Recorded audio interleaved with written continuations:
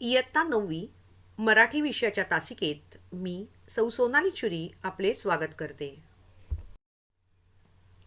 भाग 3 कविता 9वी उजाड उघडे मायरा नाही. भाग दुसरा आज आपण पाहत आहोत आणि कवयित्री आहेत ललिता गादगे. आपण व्यवसायातील प्रश्नोत्तरांकडे जाऊयात. तुम्ही तयार असालच? चला तर मग. वेळ झाली आहे तुमची कविता वाचनाची. पटापट वाचा, मग आपण प्रश्नोत्तरांकडे वळूयात. कविता एकदा वाचून घ्यायची आहे आणि मग प्रश्नोत्तरांकडे आपण जाऊयात.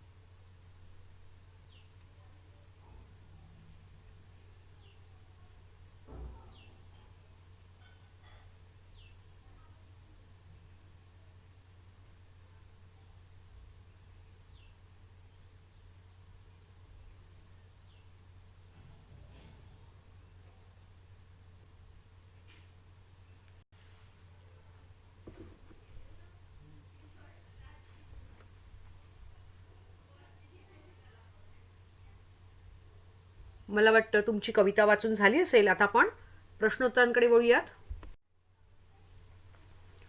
प्रश्नोत्तरं सोडवत असतानाच हातात पेन ठेवायचं आहे, पेन्सिल ठेवायची आहे, जेणेकरून पटापट उत्तरं तुम्हाला तिथे लिहिता येतील आणि मग वर्कबुक इनकम्प्लीट राहणार नाहीत. नमुना 1 प्रश्न 1 पुढील कवितेच्या आधारे दिलेल्या सूचनेनुसार कृती करा. त्यातला पहिला प्रश्न विचारलाय, आकृतिबंध पूर्ण करा. काव्य पंक्तीतील रंग. आता काव्य पंक्तीमध्ये कुठले रंग आलेले आहेत ते बघा. तुमच्याकडे पाठ्यपुस्तक पण असणार आहे. दुसरा परिच्छेद बघा, त्याच्यामध्ये लिहिलंय, गर्द पोपटी लेऊन वसले मुरडता आली निंबोणी, जर्द तांबडी कर्णफुले ही घालून सजली नागफणी. म्हणजे जे दोन रंग आहेत ते रंग लिहून घ्या. पोपटी आणि तांबडा. मूळ रंग आहे तांबडा. तांबडे कानातले किंवा तांबडी कानातली अशा अर्थाने डी लावलेला आहे, तांबडी. मूळ रंग आहे पोपटी आणि तांबडा. तांबडा म्हणजे लाल रंग. कवितेमध्ये तांबडा दिलेला आहे म्हणून तुम्ही तांबडाच लिहायचं आहे. झालं? पोपटी आणि तांबडा.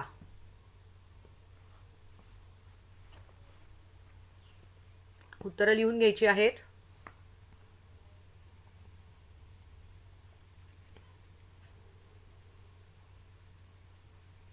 जाऊया पुढच्या प्रश्नांकडे. प्रश्न 2 खालील प्रश्नांची उत्तरे एका वाक्यात लिहा. त्यातलं पहिलं आहे, दिशा दिशांना रंग का उधळले आहेत. उधळले आहेत म्हणजेच पसरलेले आहेत. का उधळलेले आहेत बघा. पहिल्या परिच्छेदामध्ये दिलंय, स्वागत करण्या वसंत ऋतूचे रंग उधळले दिशा दिशांना. मग आता मला सांगा, दिशा दिशांना रंग का उधळलेले आहेत. उत्तर आहे, वसंत ऋतूच्या स्वागतासाठी. लिहून घ्या, वसंत ऋतूच्या स्वागतासाठी दिशा दिशांना रंग उधळले आहेत.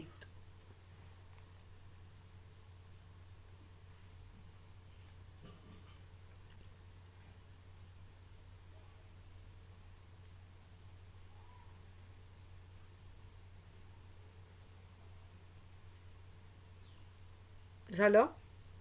दुसरा प्रश्न आहे, दुरंगी चुनरीत कोण नटून थटून उभी आहे. दुरंगी म्हणजे दोन रंग आणि चुनरी म्हणजेच ओढणी. तर कोण नटून थटून उभी आहे बघा टेक्स्टबुक मध्ये. तिसरं कडवं बघा, त्याच्यात शेवटून दोन ओळी आहेत दिलेल्या. दुरंगी चुनरीत उभी ही घाणेरी ही नटून थटुनी. आता मला सांगा, दुरंगी चुनरीत कोण नटून थटून उभी आहे? तर घाणेरी. बरोबर. उत्तर असं येणार, दुरंगी चुनरीत घाणेरी नटून थटून उभी आहे. लिहून घ्या. दुरंगी चुनरीत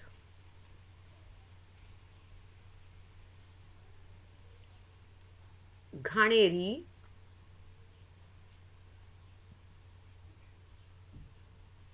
नटून थटून उभी आहे.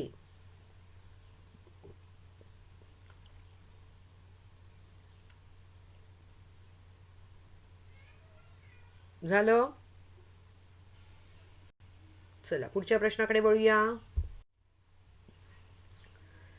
कृती 2, आकलन कृती. त्यातला पहिला प्रश्न आहे, कंसातील योग्य शब्द वापरून रिकाम्या जागा भरा. त्यातली पहिली रिकामी जागा आहे, बेरड कोरड इथली डॅश घेऊन आली ती नजराणा. बघा बरं, पहिल्या कडव्यामध्ये शेवटच्या 2 ओळी दिलेल्या आहेत. चला वाचूया. बेरड कोरड इथली सृष्टी घेऊन आली ती नजराणा. कोण घेऊन आली? सृष्टी. उत्तर आहे सृष्टी. टिक करा आणि मग लिहा. आता दुसरी रिकामी जागा, आंब्याच्या मोहरातून आली डॅश सुरेल तान. बघा बरं, 6वं कडवं आहे. त्या 6व्या कडव्यामध्ये वरून पहिल्या 2 ओळी आहेत. 6व्या कडव्यामध्ये 2 ओळी आहेत. पहिल्या 2, आंब्याच्या मोहरातून आली कोकिळेची सुरेख तान, सुरेल तान. मग उत्तर आहे कोकिळेची.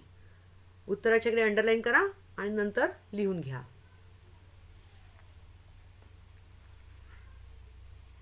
कृती 2 मधला दुसरा प्रश्न, कारणे लिहा. त्यातलं पहिलं आहे, कवयित्रीच्या मते दाही दिशांना रंग उधळले. का बरं रंग उधळले?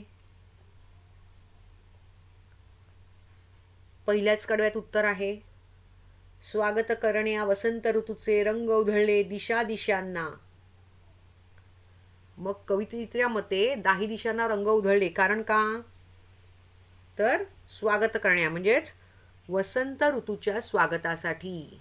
एवढं उत्तर लिहिणं गरजेचं आहे. लिहून घ्या. वसंत ऋतूच्या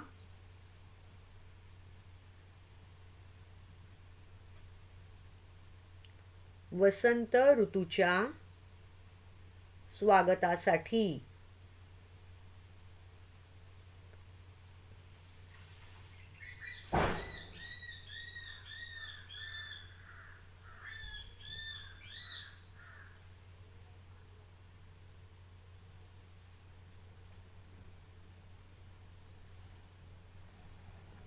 आता दुसरा बघा.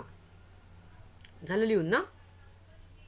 जगातील सर्व फुले मनात झुरू लागली, कारण का सगळी फुले झुरायला लागली? 5वं कडवं बघा, त्याच्यामध्ये उत्तर आहे, पळस फुले ही बहरून आली या मातीच्या अंकावरती, कुसुमे सारी या जगातली पाहून त्यांना मनात झुरती. मग जगातली सर्व फुले झुरू लागली. झुरू लागली म्हणजे दुःख करू लागली. का? कारण का? तर पळसाची फुलं कुठे पडलेली आहेत? मातीच्या अंकावरती पडलेली आहेत. म्हणून आता लिहा उत्तर, कारण पळस फुले, एकच शब्द आहे पळस फुले, कारण पळस फुले मातीच्या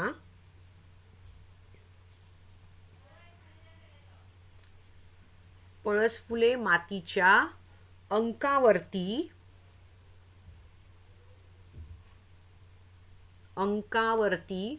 अंगावरती नाही, अंकावरती असा शब्द आहे, तोच शब्दप्रयोग करायचा आहे. अंकावरती फुलून आली.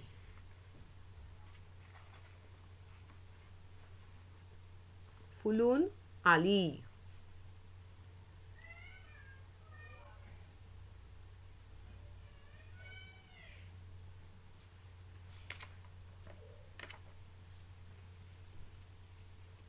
झालं लिहून? चला आता पुढच्या प्रश्नाकडे वळूया. कृती 3 कवितेतील शब्दार्थ. त्यातला पहिला प्रश्न आहे, प्रस्तुत कवितेतील शब्दांचा अर्थ लिहा. पहिला आहे स्वागत. स्वागत म्हणजेच आतिथ्य. लिहून घ्या. आतिथ्य. अला काना आ, त तलवारीतला, त्याला पहिली वेलांटी ती, अर्धा थ, थव्यातला थ यला जोडायचं आहे. अर्धा थ यला जोडायचं आहे. आतिथ्य.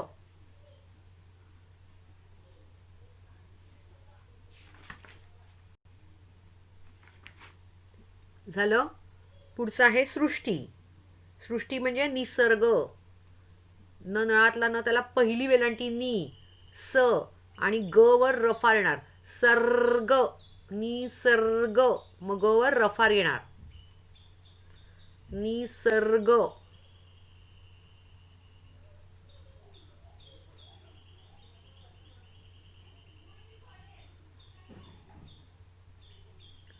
झालं. चला आता तिसरं आहे वसन. वसन म्हणजे वस्त्र. वजनातला व, सशातला स अर्धा त्रला जोडायचा आहे. अर्धा स त्रला जोडायचा आहे. वस्त्र.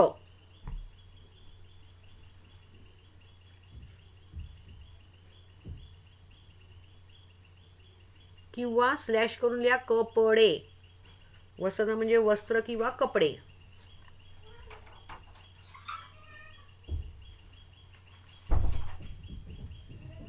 झालं. चौथा आहे कर्णफुले. कर्णफुले म्हणजे कानातील दागिना. दागिनेचा गी पहिला येणार. कानातील, ती दुसरा. कानातील दागिना.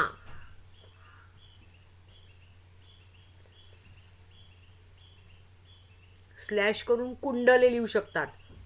क ला उकार कू, पहिला उकार कू, त्यावर अनुस्वार कुंडले. कुंडले. किंवा स्लॅश करून कानातले असं लिहिलं तरी चालणार आहे. पण तीनही अर्थ लिहून ठेवा. कानातील दागिना, कानातले आणि कुंडले.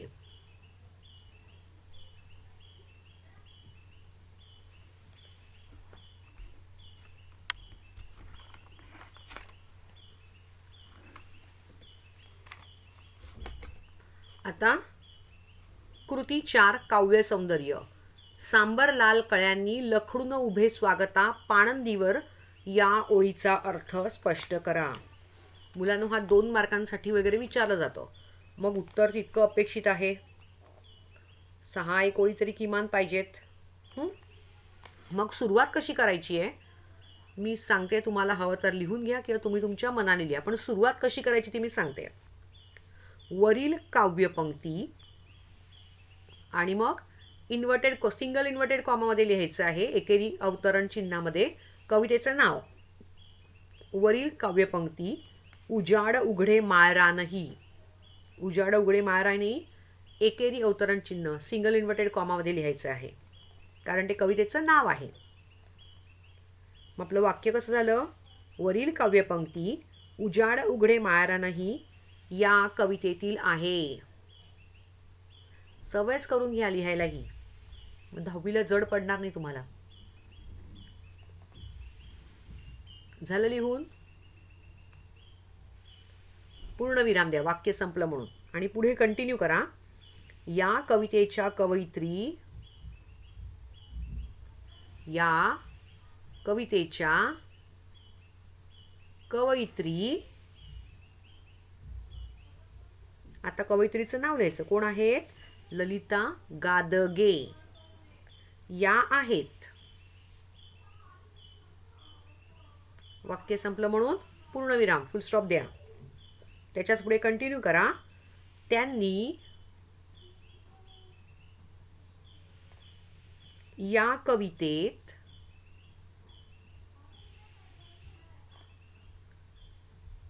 वसंत ऋतूच्या, त्यांनी या कवितेत वसंत ऋतूच्या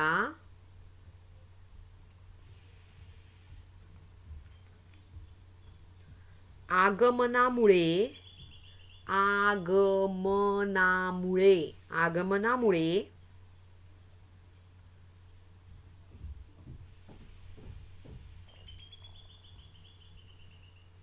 सृष्टीच्या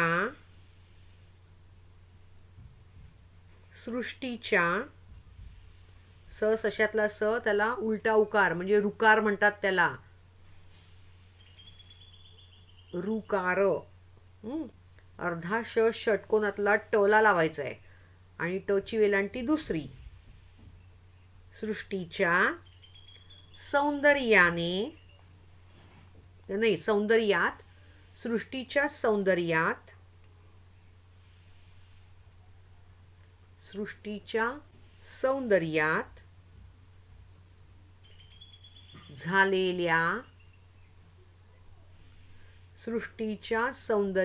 झालेल्या मनमोहक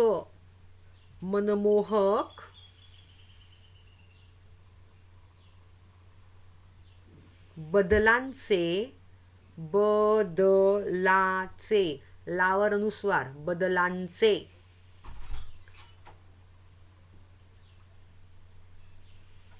वर्णन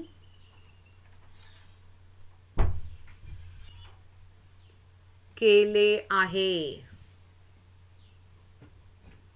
बदलांचे वर्णन केले आहे. झालं. आता लिहा पान नंबर 107 जिथे तुमच्या कवितेचा अर्थ दिलाय वर्कबुक मध्ये ते 107 पेज ओपन करा. त्याच्यामध्ये शेवटून दुसरी ओळ बघा. सांबर वृक्ष तसेच सांबर वृक्ष देखील. तर तसेच हा शब्द न घेता सांबर पासून घ्यायचं. सांबर वृक्ष देखील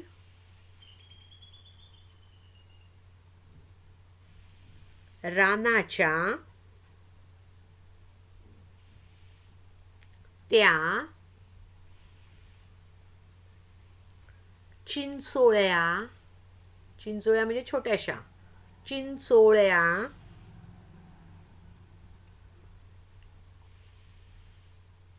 वाटेवर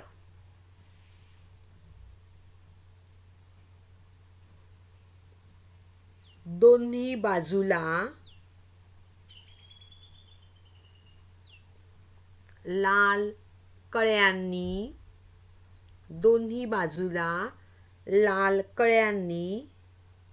बहरून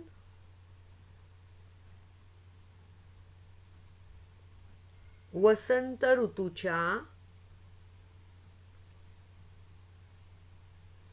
स्वागतासाठी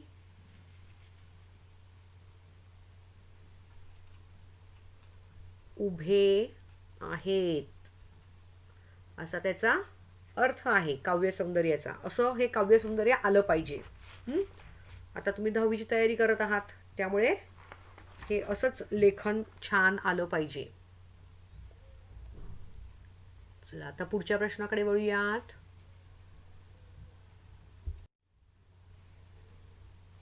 नमुना 2 प्रश्न 1ब पुढील कवितेच्या आधारे दिलेल्या सूचनेनुसार कृती करा.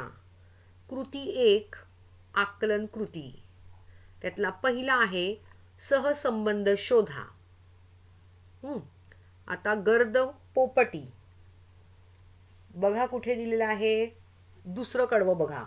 गर्द पोपटी घेऊन वसने मुरडत आली निंबोणी जर्द तांबडी कर्णफुले ही घालून आली नागफुणी.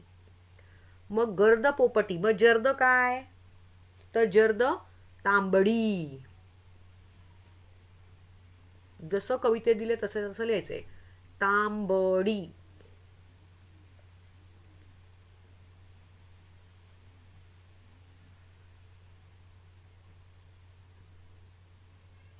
झालं लिहून.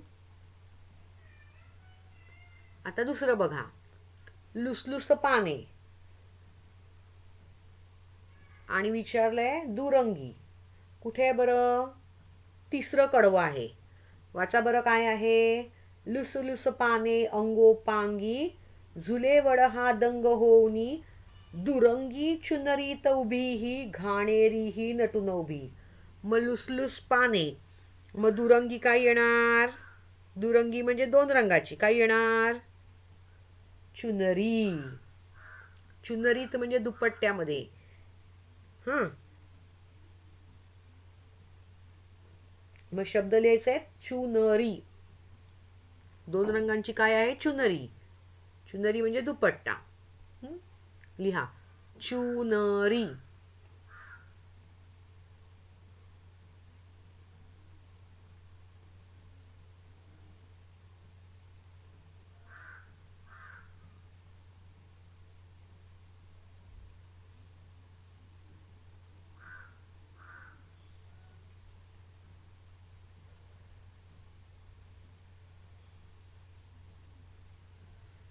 झालं.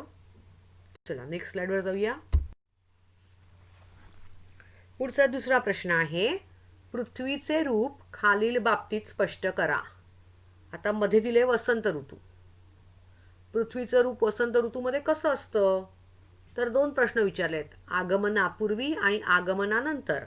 आगमन म्हणजे वसंत ऋतू येण्यापूर्वी आणि दुसरं आहे वसंत ऋतू आल्यानंतर. पृथ्वीच्या रूपामध्ये काय बदल होतो? तर बघा, पहिल्या कडव्यामध्ये लिहिलेलं आहे. बेरड कोरड इथली सृष्टी घेऊन आली ती नजराणा. मग आगमनापूर्वीचं वातावरण कसं आहे? तर बेरड आणि कोरड आहे. लिहून घ्या. बेरड स्वल्पविराम कोरड म्हणजे सुकलेलं. वसंत ऋतूत पृथ्वीचं रूप वसंत ऋतू येण्या अगोदर बेरड आणि कोरड, रखरखीत आणि सुकलेलं असं आहे. मग आपण कवितेतल्या ओळीमधलेच शब्द घ्यायचेत. बेरड आणि कोरड. लिहा बेरड स्वल्पविराम कोरड.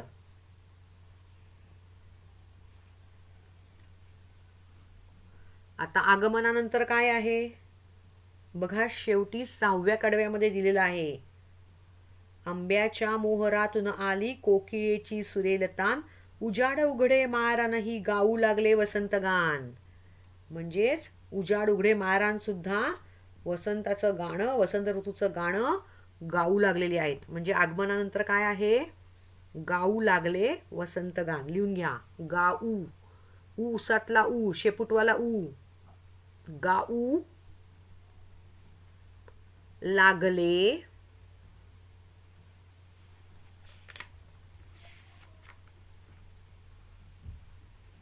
गाऊ लागले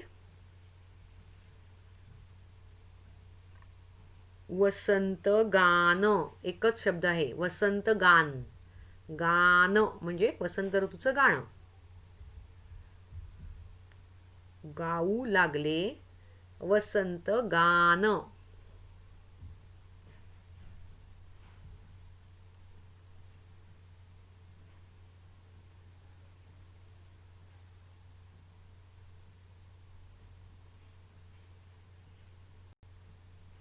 झालं. चला आता पुढच्या प्रश्नाकडे वळूया. कृती 2 आकलन कृती. पहिला प्रश्न आहे.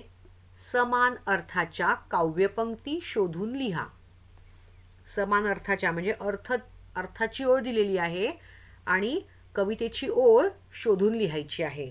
त्यातला पहिला अर्थ दिलेला आहे. वसंतात रंगांची उधळण झालेली असते.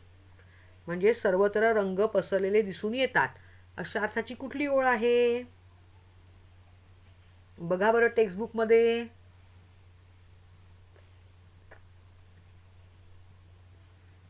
मिळाली का? बघा पहिल्याच कडव्यात आहे. स्वागत करूया वसंत ऋतूचे रंग उधळले दिशा दिशांना. हां, मग ओळ आहे स्वागत करण्या वसंत ऋतूचे रंग उधळले दिशा दिशांना. लिहून घ्या. टेक्स्टबुकमध्ये पहिली आणि दुसरी ओळ. पहिल्या कडव्याच्या पहिल्या 2 ओळी. स्वागत करण्या,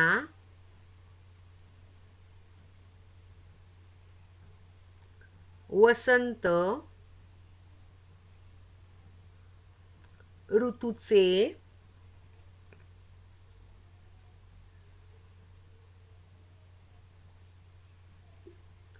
रंग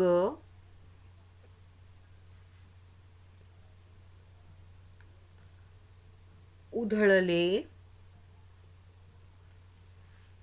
दिशा दिशांना. झालं?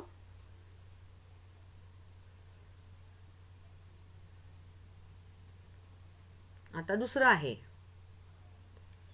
वडाचे झाड वसंत ऋतूत आनंदाने डुलत आहे. या अर्थाची ओळ कुठली आहे? शोधा बरं. मिळाली?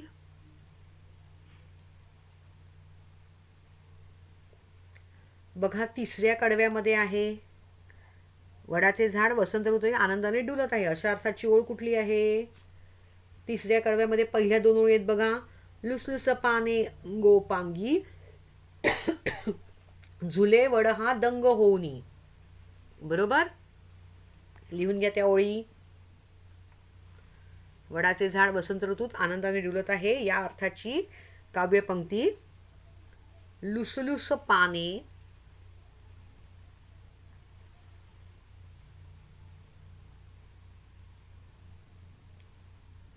अंगोपांगी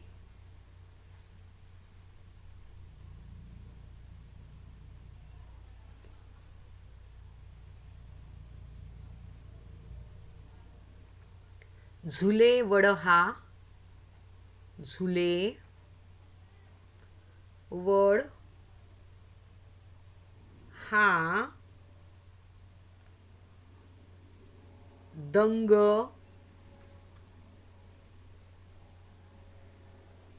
होऊनी.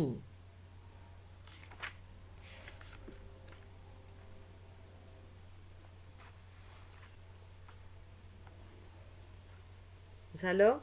लुसलुस पाने अंगोपांगी, झुलेवड हा दंग होऊनी.